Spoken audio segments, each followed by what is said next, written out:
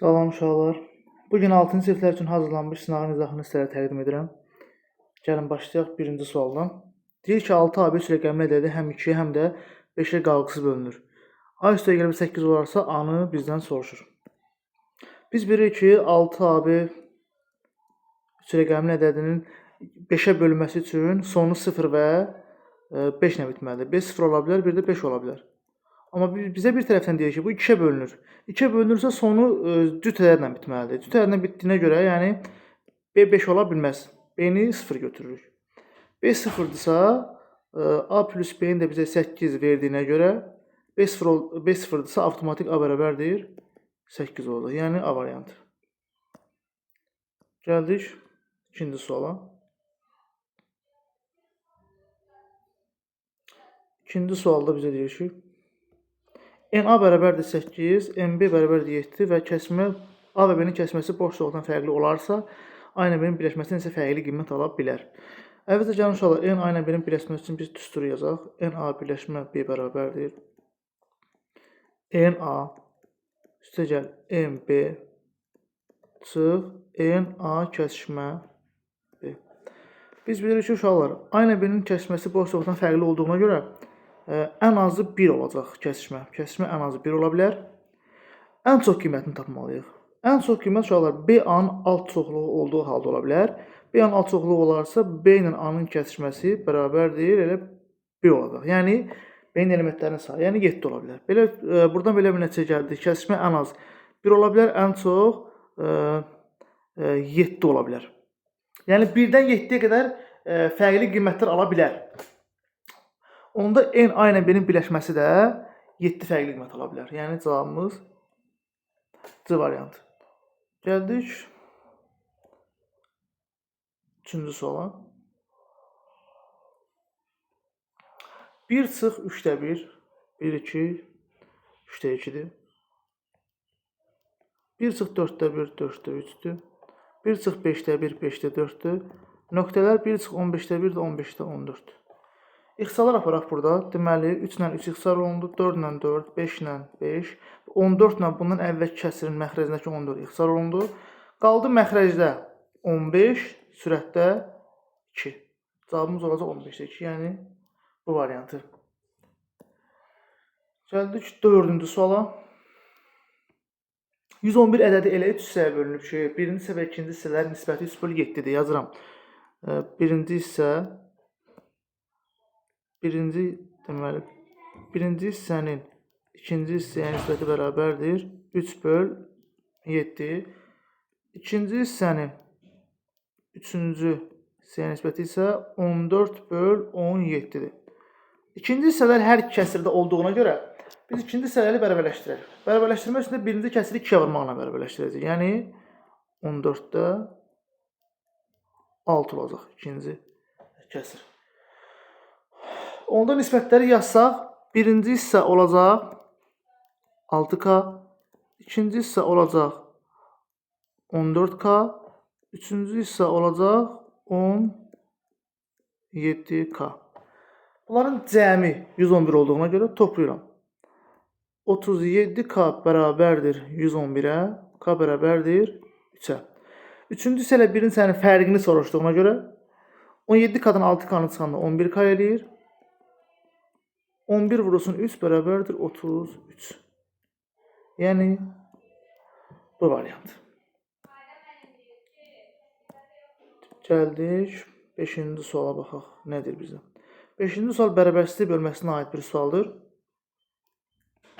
Modul X dediyinə görə uşaqlar bərabərsizliyin ən böyük həlli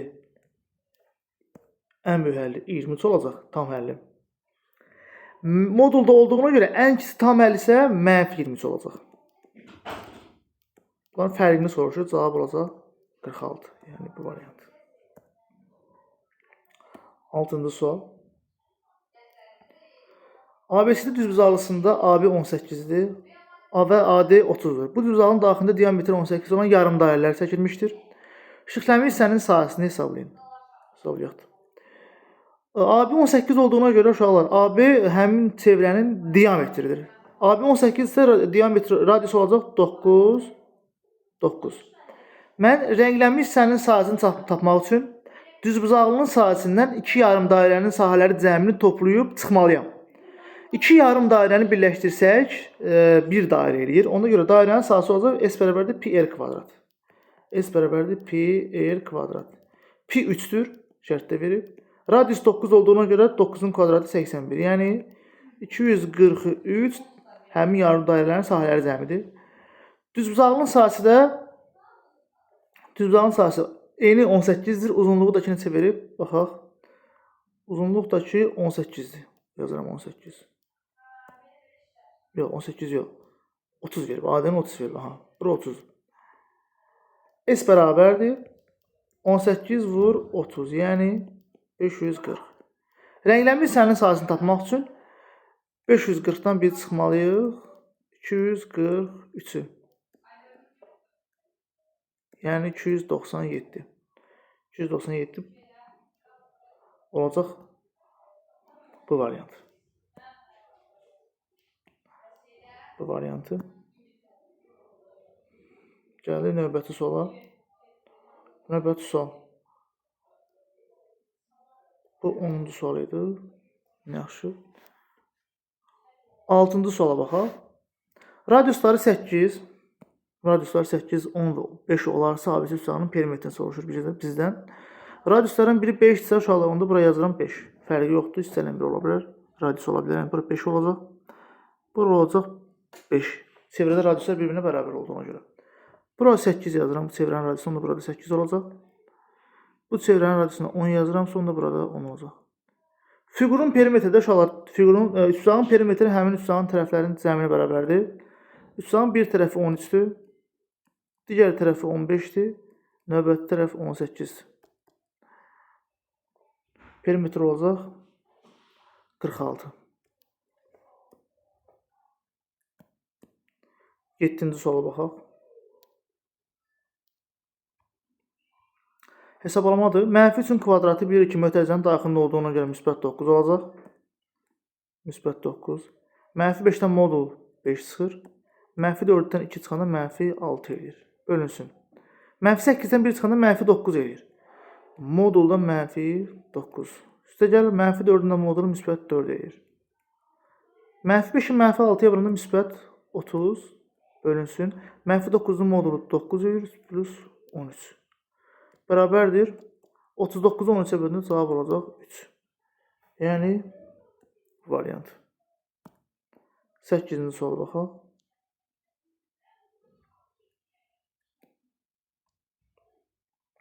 Hesablanmalıdır. 202 bölünsün 0,1 plus 1-i 0,1-ə böldükdə uşaqlar 10 edir. Yəni hər tərəfi 10-a vursaq 10 olacaq. İkinci kəsirdə vergülü onlu şərlərin sayı çox olan ədədə vurmalıyıq ki, vergülün az deyilək daha doğrusu. Biz 10 minə vursaq ikinci kəsiri, sürət olacaq 27, məxrəc olacaq 900. Buradan 202-ni bölməliyəm 10,1-ə. 10,1-ə. İxtisalar aparıram. 27-ni 9-a ixtisar, yox, daha doğrusu 900 9-a ixtisar aparanda 100, 27-ni 9-a ixtisar aparanda 3. Burada da hər tərəfi 3 bölünsün 100 qalsın. Birinci kəsirləri hər tərəfi 10-a vursam olacaq 2020 böl 101 vur %3 bərabərdir. Bərabərdir. Davamını aşağıdan yazaq. 2020-ni 101-ə böldükdə cavab 20 olacaq. 20-ni də vururam %3-ə. İxtisara aparasaq bu 1, bu da 5. 3-ü 5-ə böləndə 0,6. Görək hansı variantdır. 0,6 bu variant olacaq. Gəldik 9-cu suala.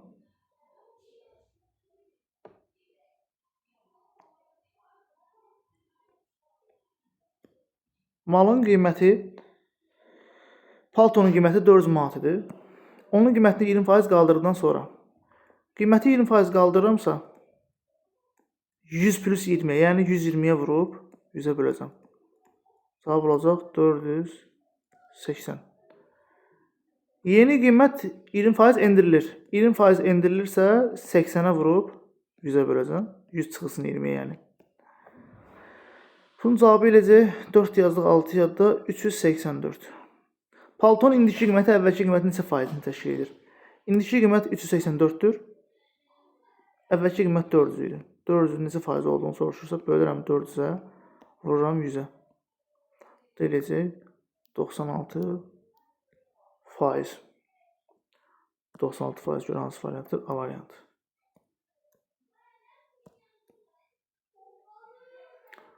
10-cu sualı bayaq izah elədik. Keçsək 11-ci suala. Bərbərsiz həll etmək üçün əvvəlcə mötərizələri açaq. 4x çıxılsın 4 çıx 6 böyük bərabərdir 8 plus 3x. 3x sola atsaq 4x çıx 3x olacaq. Böyük bərabərdir. Mənfi 4 ilə 6-nı da sağa atıram. 8 üstə gəl 4 üstə gəl 6. Buradan x böyük bərabərdir alınır 18. Bərbərsin ən kiçik tam həlli də böyük bərabər olduğuna görə 18 olacaq. Yəni A variantı. 12-ci suala baxaq. İki düz xəttin paralel əlamətlərinə aid bir sualdır. 38 dərəcə verdiyinə görə uşaqlar, bura 38 dərəcəsə bu bucaq da 38 dərəcədir. Çünki qarşılı bucaqlardır. Bu bucaq alifadırsa, onda ona qarşılı bucaq olan burada alif olacaq. Bizdən alifanı soruşur. Bizim belə bir qaydamız var ki, iki düz xətt kəsirsə, yəni buradan alfa üstə gəl 38-in cəmi 74 olmalıdır. Alfa bərabərdir 74 çıxılsın 38. Deməli, biləcək 36, yəni variant. 13-ə baxaq.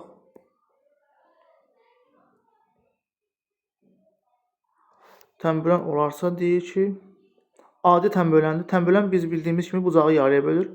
Bucağı yarıya böldüyünə görə bu bucaq, deməli, bu bucağa bərabərdir.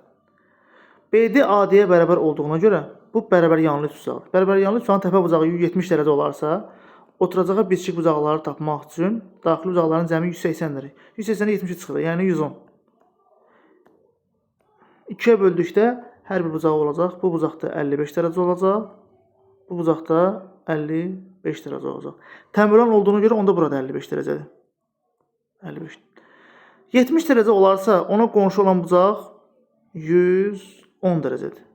Biz x tapmaq üçün 180, yəni daxili bucaqların cəmindən 55 dənə 100-ün cəmini çıxmalıyıq. Yəni 165-i çıxıram. Deməli cavabımız olacaq 15 dərəcə. Yəni x 15 dərəcəyə bərabərdir. Gəldik növbəti suala. 14. Tənlik həll edin. Tənlikdən birbaşa 2x ilə 2x-in cəmi 3x eləyir. 3x çıx 2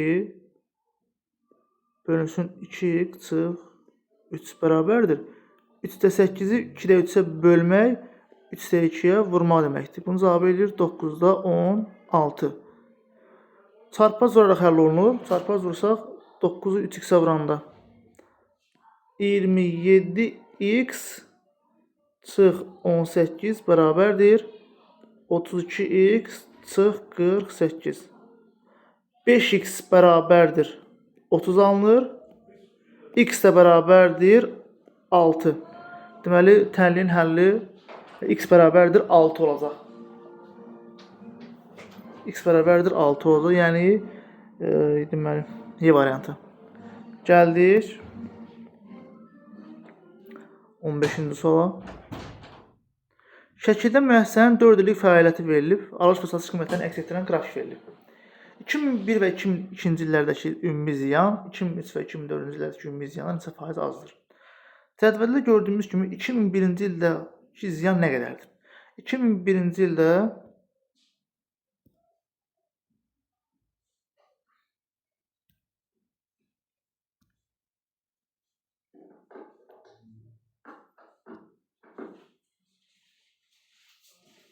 2001-ci ildəki ümumi ziyan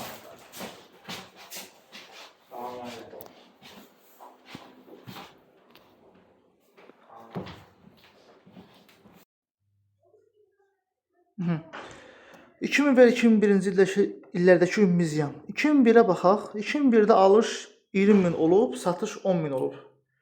Ümumi ziyan 10.000-dir. Ümumi ziyan 2001-də olacaq 10.000.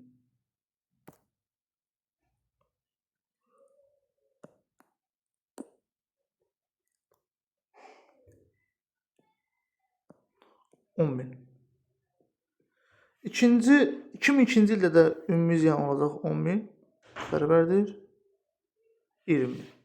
Amma 2003 və 2004-də 2003-dəki ziyan 20.000-dir. Yəni 10-dan başlayıb 30-da bitibsə 20.000-dir. Həmçinin 2004-də də 20.000-dir. O 20-də başlayıb 40-da bitib. 20-yə daha doğrusu 40-a alınıb 20-yə satılıb. Olacaq 40. Bizdən soruşur ki, 20 40-dan neçə faiz azdır? Aradakı fərqi tapaq. Aradakı fərq 20-dir. 40-dan dediyinə görə 40-a bölüb 100-ə vururuq. Yəni 50% azdır. E variantı.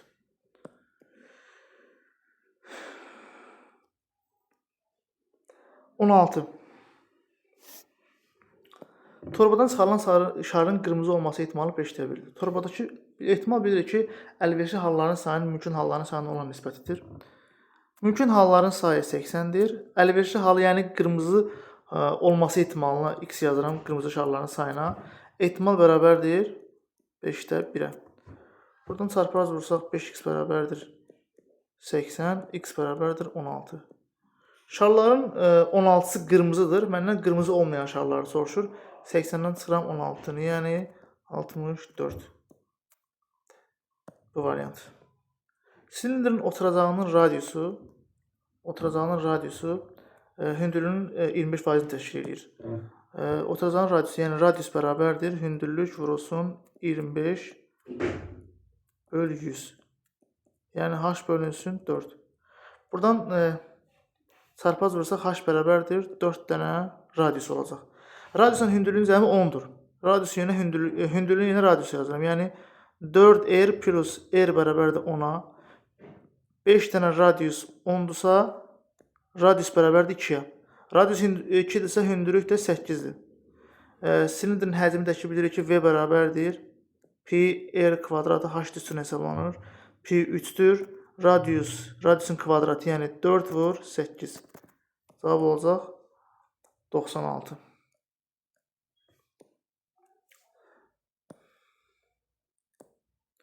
18-ci sual. Kubun bütün tillərinin cəmi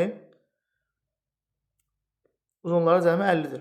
Kubun bilirik ki, 12 tili var. Hər tilin uzunluğuna x yazsaq, ümumi tillərin uzunları cəmi olacaq 12x. 12x 50-dir. X bərabərdir 50 böl 12.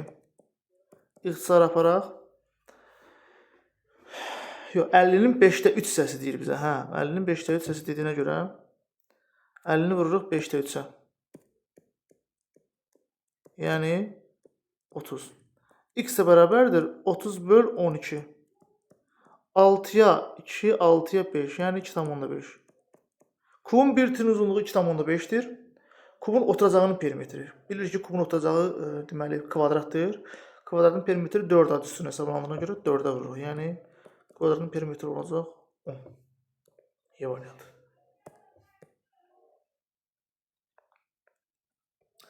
Aralarındakı məsafə 19 olan, 400 km olan iki şəhərdən qarşı-qarşı hərəkət edən 2 avtomobil. 2 avtomobil şəhər. Məsafə 400-dür uşaqlar. Qarşı-qarşıya hərəkət edən 2 avtomobilin birinin sürəti v1 bərabərdir 60-dır. Bu iki avtomobil 4 saat sonra t bərabərdir 4 saat sonra qarşılaşarsa ikinci avtomobilin sürətini hesablayır. Qarşı-qarşıya hərəkətdə uşaqlar gedilən yol bərabərdir s bərabərdir. Yəni v1 plus v2 vurulsun zaman üstünə hesablanır. Ümumi yol 400-dür. 400 bərabərdir 60 plus v2 vurulsun 4. Buradan 60 plus v2 bərabərdir 100-ə. v2 bərabərdir 40. Onda ikinci avtomobilin sürəti 40 olacaq. Yəni C variantı.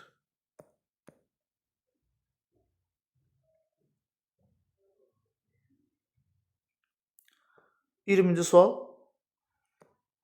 Sürəti 18 km olan velosipedçi qəsəbədən hərəkətə başladı. 3 saatdan sonra həmin qəsəbədən onun ardınca motosikletçi yola düşdü. Hərəkətə başladıqdan 2 saat sonra velosipedçiyə çatdı. Motosikletin sürətini hesablayın. Uşaqlar, sürəti 18 V bərabərdir 18 km/saat olan velosipedçi qəsəbədən hərəkətə başladı. 3 saatdan sonra həmin qəsəbədən onun ardınca motosikletçi yola düşdü. Onun ardınca hərəkətə başladıqdan 2 saat sonra velosipedçiyə çatdı. Velosipedçinin sürətini hesablayın. Buradan belə bir nəticəyə gəlir ki, uşaqlar, velosipedçi ümumi həm 3 saat gedib, 2 saatda motosikletin hərəkətə başladıqdan sonra hərəkət edib. Onda velosipedçi ümumi 5 saat yol gedib. Yəni 18-i vururam 5-ə. S velosipedçi bərabərdir 18 vurulsun 5. Yəni velosipedçi 90 km yol gedib. Motosikletçi 2 saat sonra ona çatıbsa, motosikletçi bilir ki 2 saat yol gedib. Onun sürətini tapmaq üçün, yəni 90 km bölməliyəm 2 saata. Bu da olacaq 45. Deməli motosikletin sürəti 45 imiş. Cavabımız olacaq bu variant.